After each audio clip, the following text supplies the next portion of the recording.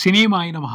నేను mister B. నా మాట సూటిగా ఉంటది. మ్యాటర్ క్లియర్ గా ఉంటుంది. మీరు చూస్తున్నారు మిస్టర్ బి ఛానల్. ఈ వీడియోలో మనం మాట్లాడుకుందాం Mirai, Kishkindhapuri, little hearts, demon slayer ఈ సినిమాలకు సంబంధించిన కలెక్షన్స్ రిపోర్ట్. మాటలు లేవు, మాట్లాడుకోవటం లేవు. బ్లాక్ బాస్టర్ వీకెండ్ థియేటర్స్ కి సంబంధించి, తెలుగు బాక్స్ ఆఫీస్ కి సంబంధించి బ్లాక్ బాస్టర్ వీకెండ్ అని చెప్పాలి. బరిలో ఉన్న సినిమాలన్నీ కూడా థియేటర్స్ కి ఆడియన్స్ ని ఇంట్రెస్టింగ్ గా పుల్ చేస్తూ సూపర్ కలెక్షన్స్ కుమ్ముకున్నాయి అంతే. ఆడియన్స్ మహా ఉత్సాహంగా ఉన్నారు రిలీజ్ అయిన అన్ని సినిమాలని చూసేయడానికి. మిరాయి చూసేద్దాం, ఆ తర్వాత కిష్కింధపురి చూద్దాం, ఆ తర్వాత లిటిల్ హార్ట్స్ అంతకు ముందులో చూసాం, కావాలంటే ఇంకో రౌండ్ వేసుకుందాం. డీమోన్ స్లేయర్, ఆ సినిమాకి ఇవ్వాల్సిన ఇంపార్టెన్స్ ఆ సినిమాకి ఇద్దాం, ఆ సినిమాని సెలబ్రేట్ చేసుకునే విధంగా ఆ సినిమాని సెలబ్రేట్ చేసుకుందాం. అలా మార్కెట్ లో ఉన్న అన్ని సినిమాల్ని తెలుగు ప్రేక్షకులు సూపర్ గా ఎంజాయ్ చేశారు గడిచిన వీకెండ్ లో. అయిపోలేదు, వీక్ డేస్ లో కూడా ఆ సినిమాలకు సంబంధించిన ఎంజాయ్మెంట్ ని సూపర్ గా ఆస్వాదించడానికి రెడీ అయిపోయారు. ఎందుకంటే ఫస్ట్ మండే రోజున కూడా అన్ని సినిమాలకి ఇంట్రెస్టింగ్ హోల్డ్ కనబడుతుంది. ఓవరాల్ గా అయితే ఈ పరిస్థితి సూపర్ ఆనందదాయకమైన పరిస్థితి. తెలుగు ఫిల్మ్ ఇండస్ట్రీకి, తెలుగు ఎగ్జిబిటివ్ వ్యవస్థకి,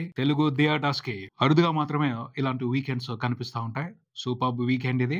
ఈ వీకెండ్ అందరికి సంతోషాన్ని పంచిందనే చెప్పాలి. మిరాయ్ మూడో రోజున కూడా రికార్డు బ్రేకింగ్ రన్ ని కంటిన్యూ చేసింది. ఫస్ట్ రోజున సెకండ్ డే ఎలా అయితే సాలిడ్ గా నెంబర్స్ రిపోర్ట్ చేసిందో, మూడో రోజున కూడా టెర్రిఫిక్ గానే నెంబర్స్ రిపోర్ట్ చేసింది. కాకపోతే రెండో రోజుతో పోల్చుకుంటే కొంచెం కలెక్షన్స్ లో డ్రాప్ కనిపించింది. వెరీ లైట్, పెద్ద ఎక్కువ డ్రాప్ ఏమీ కాదు. రెండో రోజున 24 కోట్ల వరకు గ్రాస్ రిపోర్ట్ అయితే, మూడో రోజున 22 కోట్ల వరకు గ్రాస్ రిపోర్ట్ అయింది. టోటల్ వరల్డ్ వైడ్ 3 రోజుల్లో సినిమా రిపోర్ట్ చేసిన గ్రాస్ చూసుకుంటే మూవీ టీం లెక్క ప్రకారం అయితే 80 కోట్లు దాటింది.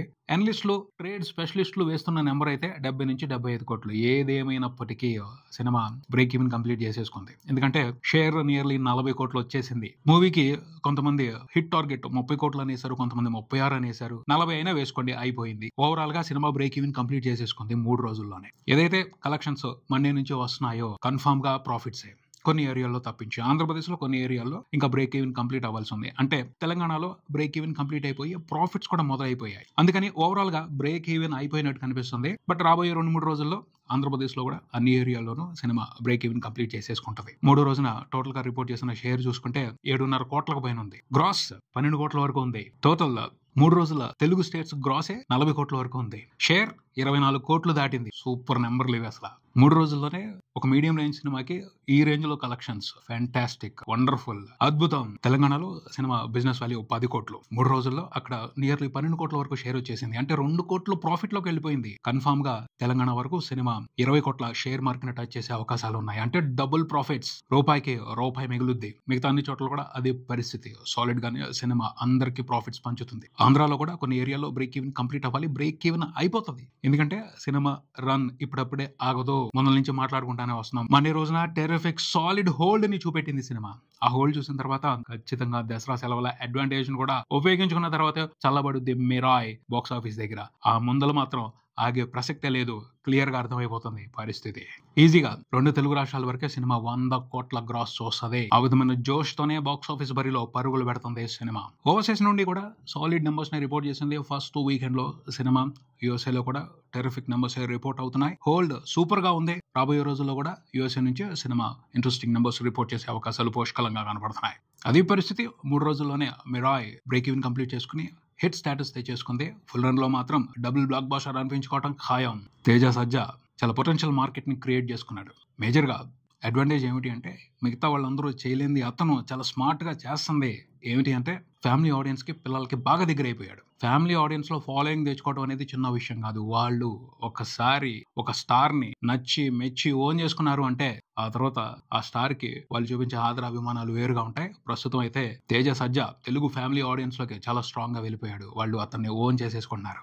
అందుకనే ఈ వీకెండ్ లో కూడా పిల్లలు, ఫ్యామిలీస్ సూపర్ గా వచ్చి అతన్ని సపోర్ట్ చేశారు. అతని మీద వాళ్ళకున్న అభిమానాన్ని ప్రదర్శించారు అని చెప్పాలి. ఇదే విధంగా అతను కథకి ఇంపార్టెన్స్ ఇచ్చి మంచి కథలు ఎంచుకుంటూ సరైన సినిమాలు ఇంకొక 2 తీశాడు అంటే చాలా పెద్ద స్టార్ అయిపోతాడు. వెంకటేష్ బాబు మాదిరి, అందులో అనుమానమే లేదు. క్లియర్ గా అతను ఒక విజన్ ప్రకారమే స్టెప్స్ వేస్తున్నాడు, మంచి సినిమాలు ఎంచుకుంటున్నాడు, తన కెరియర్ ని మలుచుకుంటున్నాడు అని చెప్పాలి. కథకి ఇంపార్టెన్స్ ఇస్తే కథతో పాటు మనం ఎదుగుతాం, మనం ఊహించని పొజిషన్స్ కు వెళ్తాం అని అతను క్లియర్ గా నమ్మాడు. దాని ప్రకారమే జరుగుతుంది అని చెప్పొచ్చు. చాలా మంది ఒక బ్లైండ్ అజంప్షన్ లో ఉంటారు, అపనమ్మకంలో ఉంటారు, అపోహలో ఉంటారు. హీరో క్యారెక్టర్ ఎలివేట్ చేయాలి, హీరో క్యారెక్టర్ స్ట్రాంగ్ గా ఉండాలి, హీరోనే ఎక్కువగా చూపెట్టాలి సినిమాలో కథ కంటే కూడా అని ఫీల్ అవుతా ఉంటారు. ఆ రకంగా ప్లాన్స్ చేయించుకుని ఆ రకంగా సినిమాలు తీయించుకుని ఇబ్బందులు పడతా ఉంటారు, కెరియర్ ని ప్రాపర్ గా సెట్ చేసుకోరు. బట్ ఇది రైట్ స్ట్రాటజీ. అడవి శేష్ అలాగే కథల్ని నమ్మి మంచి కథలతో పొటెన్షియల్ హీరోగా సెటిల్ అయ్యారు. ఇప్పుడు తేజ సజ్జా కూడా హీరోయిజం మీద, హీరో ఎలివేషన్స్ మీద మెయిన్ గా ఫోకస్ పెట్టట్లేదు. కథకి అవసరమైతే హీరో ఎలివేషన్స్ పెట్టండి అన్నట్టుగా కథకే ఎక్కువ ఇంపార్టెన్స్ ఇస్తూ కథలు ఎంచుకుంటున్నాడు. అది అతనికి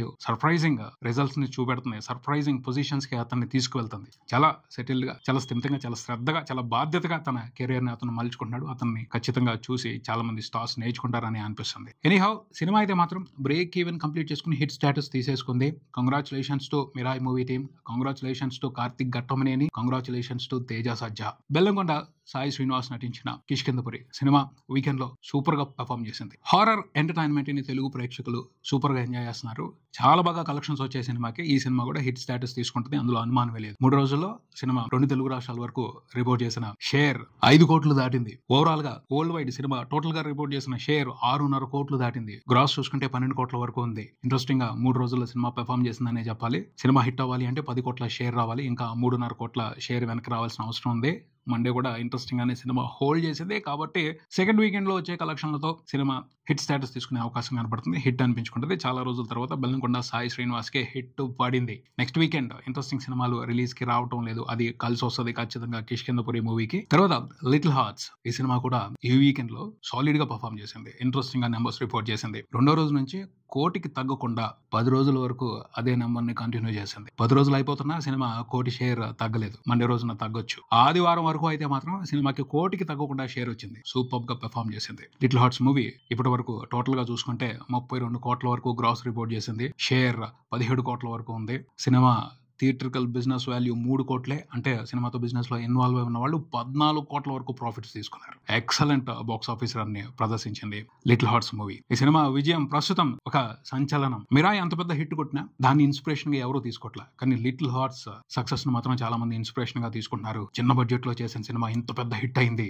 సో దీని గురించి ఆలోచించాలి అని చాలా మంది కలవరపడిపోతున్నారు. ఆ సినిమా మీద వ్యామోహాన్ని పెంచేసుకుంటున్నారు. అలాంటి సినిమాలు చేయాలి అని ఉత్సాహపడిపోతున్నారు. పరిస్థితి అయితే అర్థమవుతుంది. రాబోయే రోజుల్లో లిటిల్ హార్ట్స్ లాంటి సినిమాలు కుప్పలు తెప్పలుగా వచ్చేస్తాయి.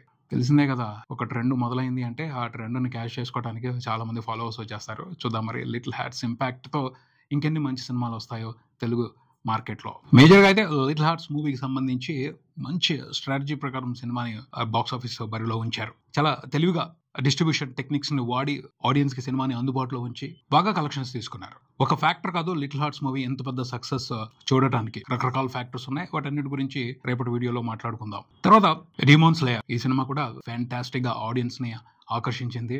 గట్టిగానే వీకెండ్ అంతా కూడా ఆడియన్స్ ని థియేటర్స్ కి రప్పించింది. జపనీస్ లాంగ్వేజ్ లో ఇండియా మొత్తం చాలా మంది ఆడియన్స్ సినిమాని చూశారు. హైదరాబాద్ లో చూశారు, ఆంధ్రప్రదేశ్ లో చూశారు, ముంబైలో, ఢిల్లీలో అన్ని చోట్ల చూశారు. జపనీస్ వెర్షన్ కే ఎక్కువ పర్సెంటేజ్ కలెక్షన్స్ రావడం విశేషం. రీజనల్ లాంగ్వేజెస్ లో కూడా పర్వాలేదు, కొంతవరకు ఇంట్రెస్టింగ్ గానే కలెక్షన్స్ వచ్చాయి. ఫస్ట్ రోజున ఇండియా వరకు రిపోర్ట్ చేసిన నెట్ 13 కోట్లు ఉంది. 2వ రోజున కూడా నియర్లీ 13 కోట్లు ఉంది. 3వ రోజున సండే అవడంతో పెరిగింది. 14.5 కోట్ల నెట్ రిపోర్ట్ చేసింది. టోటల్ 3 రోజుల్లో ఇండియా వరకు సినిమా రిపోర్ట్ చేసిన నెట్ అన్ని వెర్షన్స్ లో కలిపి 41 కోట్లు దాటింది. గ్రాస్ 50 కోట్లు దాటింది. డీమోన్ స్లేయర్ ఈ సినిమాకి మామూలు ఫాలోయింగ్ లేదు. ఇప్పుడు ఆ ఫాలోయింగ్ చూసి, ఈ సినిమాకి కనిపిస్తున్న క్రేజ్ చూసి ఇంకా పెరుగుతున్నారు, అభిమానులు పెరుగుతున్నారు. ఇప్పటి వరకు కొంతమందికి తెలీదు ఆ సినిమా, మిగతా వాళ్ళు కూడా ఆ సినిమా గురించి తెలుసుకుంటున్నారు.